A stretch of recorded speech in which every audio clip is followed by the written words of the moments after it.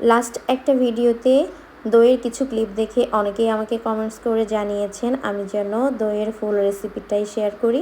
তো এই তো সেই ভিডিওটা, যেটা আসলে আমার আপলোড করতে অনেক বেশি দেরি হয়ে গিয়েছে, কারণ আমাকে অনেক ব্যস্ত থাকতে হয়, যার জন্য আমি আমার পেজের প্রতি পরিপূর্ণ ফোকাস দিতে পারি না। হ্যালো ভিউয়ার্স, আসসালামু আলাইকুম। এই যে দেখতেছেন দইটা আমি ঘুরতেছি, সবথেকে সহজ কাজটাই আমি নিয়েছি, কারণ আমার খুব বেশি খারাপ লাগতেছিল ওই দিনটাতে, খুব উইক লাগতেছিল। তা আমি বললাম যে মা, আমি বসে বসে এই দুধটাকে একটু ঠান্ডা করতে লাগি। তো আরই সেখানে বীজ দইটা ভালো করে ফেটে দিচ্ছিল, কারণ এটা একদমই দলা পেকে থাকা যাবে না। আর আমি এখানে জাল করে রাখা দুধটাই একটু এভাবে নেড়ে নেড়ে ঠান্ডা করে নিচ্ছিলাম। তার মানে কিন্তু একদমই ঠান্ডা না, একটা আঙ্গুল চুবিয়ে একটু সহ্য করা যাবে এমন গরম অবস্থায় বীজ দইটা এভাবে ফেটে দিয়ে দিতে হবে। আর এই বীজ দই কিন্তু বাজার থেকেই কিনে আনা হয়েছে। আর একটা ব্যাপার হচ্ছে, আমরা সবাই বাসার টক মিষ্টি দই পছন্দ করি, যার জন্য আমরা চিনিটাও কম ব্যবহার করেছি, মানে যতটুকু পরিমাণে ব্যবহার করতে হবে তার থেকে কম ব্যবহার করা হয়েছে।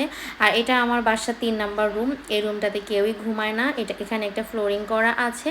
তো মা এখানে খুব সুন্দরভাবে দইটাকে সেট করার জন্য কিভাবে করেছে দেখেছেন। আমরা ছোট্ট ছোট্ট বাটি, কাপ, মগ এগুলাই নিয়েছি। তার কারণ হচ্ছে, যখন গেস্ট আসবে একটা বাটি বা একটা কাপ দিলেই কিন্তু সে হ্যাপি হয়ে যাবে। তো মূল কথা হচ্ছে এটা, যার জন্য আমরা বড় পাতিলে দইটা পাতি নাই। তো এখানে ছোট ছোট কাপ, মগ, পিরিচ যেখানে যা আছে, মার যেগুলো ভালো লেগেছে শোকেস থেকে বের করে মা সেগুলো নিয়ে আসছে। আর আমি এখানে বসে বসে একটু ভিডিও করতেছি, আর পাতিলগুলো আমি একটু সোজা করে দিচ্ছিলাম। নিজেদের বাসায় এমন উদ্যোগ নিয়ে কোনো কিছু করাটা কিন্তু অনেক বেশি আনন্দের। তো তারপরে আরিশ তার একটা বাদ দেওয়া খাতা নিয়ে আসলো, সেটা দিয়ে উপরে প্রথমে ঢেকে দিয়েছি, তারপর আরেকটা গামছা দিয়ে, কারণ কাঁথা টাথায় যদি মেখে যায় সেটা ধোয়া একটু মুশকিল হয়ে যাবে। তারপর এখানে আমি কমফোর্টার বের করছিলাম, কমফোর্টার দুইটা দিয়ে সুন্দরভাবে চেপে চুপে ঢেকে দিয়েছি। তারপর মা আমার বড় বড় দুইটা কুশন দিয়ে দিয়েছে। তো এই হচ্ছে ব্যাপার, ওভারনাইট পার। এখন সকালবেলা মা ঘুম থেকে উঠে এই তো দইটা দেখার জন্য অস্থির হয়ে গিয়েছে। আমি যদি একটু ঘুম থেকে লেট করে উঠেছি, মা আমার জন্য ওয়েট করতেছিল যে আমি ওঠার পরে দইটা দেখবে যে আসলে ঠিকমতো জমছে কিনা। আর এই দিন আমাদের বাসায় নতুন নতুন গেস্ট আসার কথা ছিল, তো মা খুব বেশি চিন্তা করতেছিল।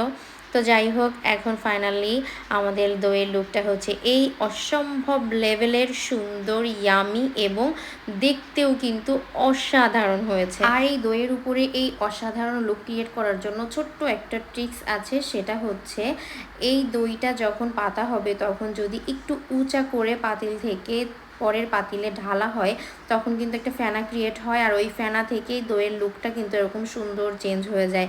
তো ব্যাপারটা অনেকেই হয়তো জানে, অনেকেই জানে না। তো যাই হোক, আমি মায়ের কাছ থেকে শিখেছি।